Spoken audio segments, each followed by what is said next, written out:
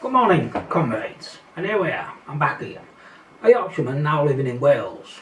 So, it's still a bit nippy out there, so I hope you're keeping nice and warm and toasty. So today, I'd like to talk about hypocrisy, climate change, and our public servants. And why am I saying all of this? Well, as you might be aware or not aware, there's a bit of a war taking place with Ukraine. And more recently, well, not with Ukraine, it's Ukraine versus Russia. And it's Ukraine actually and the rest of the world versus Russia. Now, my position on wars is they're not really good. Right? Why have a war if you don't need one? And people should sort it out themselves. But for some reason, I don't know why, the West seems to want to interfere. Personally, I'd say keep out of it all if it's not to do with you. That's my position on it. I sort of take that position on most things in life. However, this one, climate change, hypocrisy, public servants, does impact on me, and I'll tell you why. So think about a war, think about weapons, and then I thought to myself, well, how does this impact on climate change? So let's start where I think I am at the moment. So, we've been told in Wales and the rest of the UK, no doubt have the same message, is that we need to save the planet and to save the lives of children by doing the following: driving at 20 miles an hour, stop using internal combustion engines, where possible use public transport and walk and cycle everywhere. In addition to that, and all this, right, is to save the planet and save lives. Children's lives are always mentioned, so I can mention those, but to me, we save all lives, right, but so is children. And to make sure we fund this without any of our consent, remember none of this we've been asked about, what they then did was they are now taxing all our bills, all our gas bills, our electric bills and anything else they can tax with some sort of green energy, green thing, surcharge on it all. Consequently, what's happened is our cost of living has gone ballistic. Right, now remember, this is all to save the planet.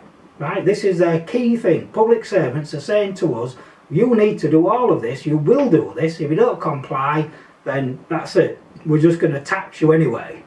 So you are going to do it because you won't be able to resist us, right? So at this point, I think to myself, okay, so, you know, where does war fit in climate change?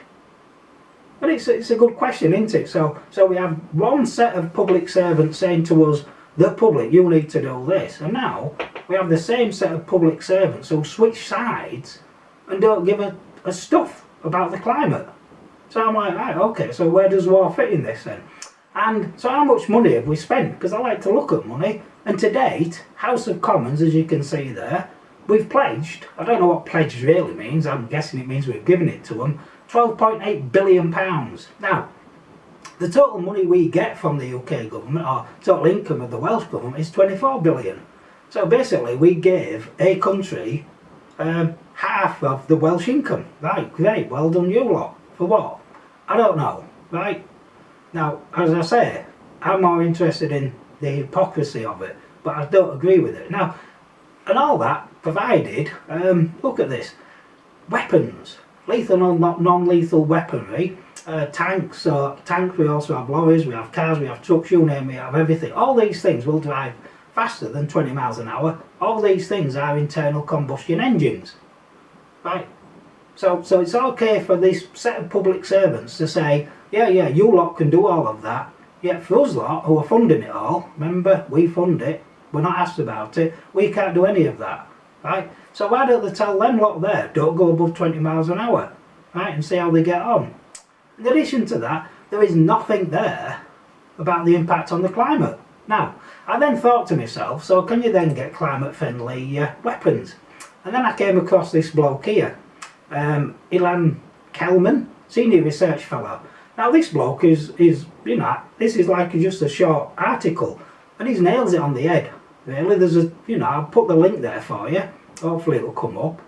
And he basically starts saying, stop living in a dream world here. If you're bombing things like oil refineries, sinking chemical ships and the rest of it, blowing stuff up and the rest of it, causing general environmental mayhem, he says it's not going to work, is it? It's not good for the climate. And he goes on in his last paragraph, if you're really interested in stopping environmentally destructive warfare, stop selling weapons and put all that money into looking for better solutions. Right? You can't ignore that, can you? So this isn't me saying it, this is him saying it. So I then come back to the fact is that we're being told by exactly the same people, saying regardless of political party, you must save the planet, that's us the public, we must do it, right? There's no consultation. And then they're also saying, by the way, we're going to wage war on the planet, on the environment, plus that we're going to randomly kill people. I'm like, seriously? And that's what we've got at this moment in time. And I have to admit, and that's just one thing, that's just looking at climate change, never mind everything else. So yeah, a little bit of a rant, but I just don't get it. So when someone goes on about climate change to me, I think my first comeback will be, well, tell you what, you start using eco-friendly weapons and then I might start to comply a bit better. Until then, seriously, talk about hypocrisy. All in, wrapped up, all in one agenda.